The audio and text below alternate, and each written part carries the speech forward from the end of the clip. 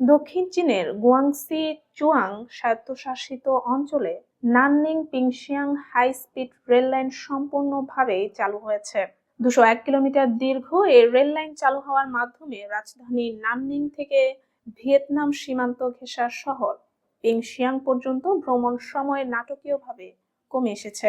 আগে যেখানে 4 ঘন্টার বেশি সময় লাগতো, সেখানে এখন যাত্রাটি শেষ করা সম্ভব মাত্র 75 মিনিটে। চায়নার ডেইলি সিএমজি এবং অন্যান্য আন্তর্জাতিক মাধ্যম জানিয়েছে, নতুন এই রেলপথ দক্ষিণ চীন ও ভিয়েতনামের সীমান্ত অঞ্চলে যোগাযোগ এবং বাণিজ্যের জন্য বড় পরিবর্তন বয়ে আনবে।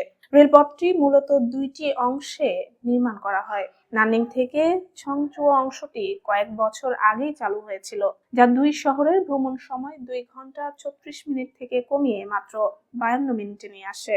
এরপর 81 কিলোমিটার দীর্ঘ ছংচুয়া পিংশিয়াং অংশের নির্মাণ শেষ করে তা আনুষ্ঠানিকভাবে চালু করার মাধ্যমে পুরো প্রকল্পের কাজ সম্পন্ন হয়।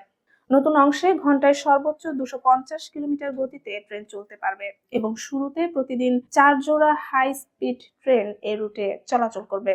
চায়না রেলওয়ে গ্রুপ জানিয়েছে, রেল লাইনটি চালু হওয়ায় নাননিং ও সীমান্তবর্তী পিংশিয়াং এর মধ্যে ভ্রমণ সময় কমে আসার পাশাপাশি সীমান্ত অঞ্চলে বাণিজ্য, পর্যটন এবং মানুষের চলাচলের নতুন সুযোগ তৈরি হবে। স্থানীয় প্রশাসন মনে করছে, রেল প্রকল্পটি সড়কপথের চাপ কমাবে এবং সীমান্ত বাণিজ্যের টার্নওভারও বাড়াবে।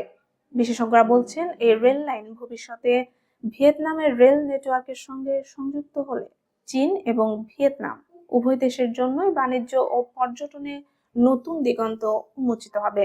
দক্ষিণ পূর্ব এশিয়ার সঙ্গে চীনের যোগাযোগ ব্যবস্থা আরো সুদৃঢ় হবে, যা আঞ্চলিক অর্থনীতির জন্য ইতিবাচক প্রভাব ফেলবে।